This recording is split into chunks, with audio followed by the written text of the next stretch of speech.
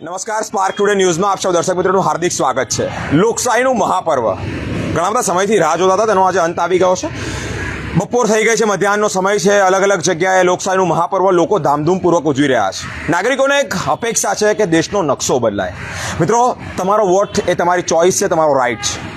હાલ spark today ન્યૂઝની જે ટીમ છે વોર્ડ નંબર 6 ખાતે ઉપસ્થિત થઈ ગઈ છે.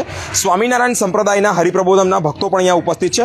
વધુમાં વધુ મતદાન થાય તે અંતર્ગત એક અપીલ કરી રહ્યા છે. વોર્ડ નંબર 6 ની અંદર જ્યારે તે લોકો વીર ભગતસિંહ પ્રાથમિક શાળાની બાજુમાં ઊભા હોય, લોકોને અપીલ કરી રહ્યા છે કે મધ્યાહનનો સમય થયો છે, તાપ પણ છે, તાપની સાથે ભલે તાપ, પરંતુ આપણે જ્યારે દેશનો નકશો બદલવાની એક પહેલ હાથ ધરી હોય તે અંતર્ગત હરિપ્રબોધમના સેવક સાથે જ વાત કરીશું.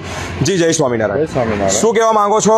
મધ્યાહનનો સમય છે, વોર્ડ નંબર 6 ની અંદર વીર ભગતસિંહ પ્રાથમિક શાળાની વચ્ચે તમે ઊભા રહી અને લોકોને વોટની અપીલ કરી રહ્યા છો. લોકશાહીનો મહાપર્વ છે, તો લોકોને નમ્ર અપીલ છે કે ભારતને જો વિશ્વગુરુ બનાવવું હોય તો વધુને વધુ મતદાન કરવું જોઈએ. હરિપ્રબોધમ પરિવાર તરફથી સૌને નમ્ર અપીલ છે કે તાપ ન જોતા 5 વર્ષે એક દિવસ આવે છે કે જેને લીધે આપણે ભારતને વિશ્વગુરુ બનાવવા માટેનો આપણે દ્રઢ સંકલ્પ કરીએ છીએ.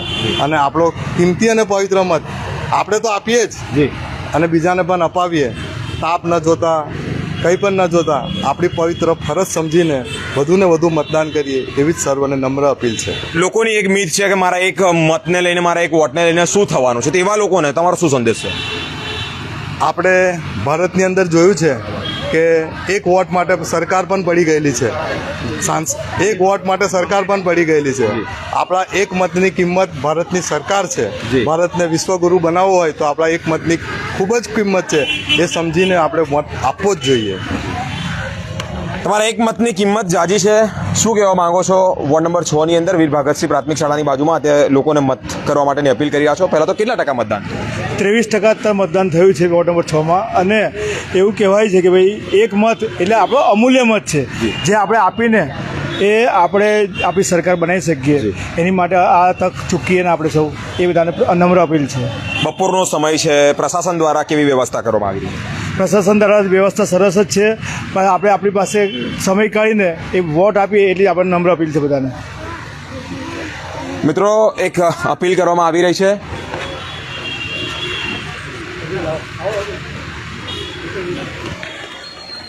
વોર્ડ નંબર 6 ની અંદર, પરંતુ વડોદરા શહેરના 1919 વોર્ડની અંદર જ્યારે લોકશાહીનું મહાપર્વ ઉજવવાનું હોય, લોકસભાની ચૂંટણી છે, અલગ અલગ પાર્ટીઓ છે તે પોતાનો જોરશોરથી પ્રચાર કર્યો અને કર્યા પછી જ્યારે લોકોનો વિશ્વાસ જીતવાનો વારો આવ્યો તે આજે ખરાખરીનો જંગ. એ જંગ એટલે ત્રીજા તબક્કાનું મતદાન. મિત્રો, ત્રીજા તબક્કાના મતદાન અંતર્ગત હરિપ્રબોધમ સ્વામિનારાયણ સંપ્રદાયના ભક્તો છે, વધુમાં વધુ મતદાન થાય તેવી એક આશા અપેક્ષા સાથે લોકોને અપીલ પણ કરી રહ્યા છે.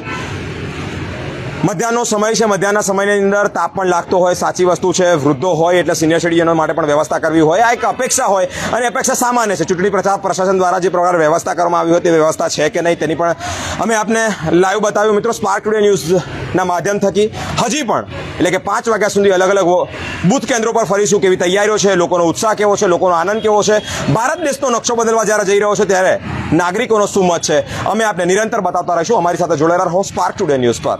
કેમેરામેન જીતુ સાથે હું Biren, spark today news, Vadodara.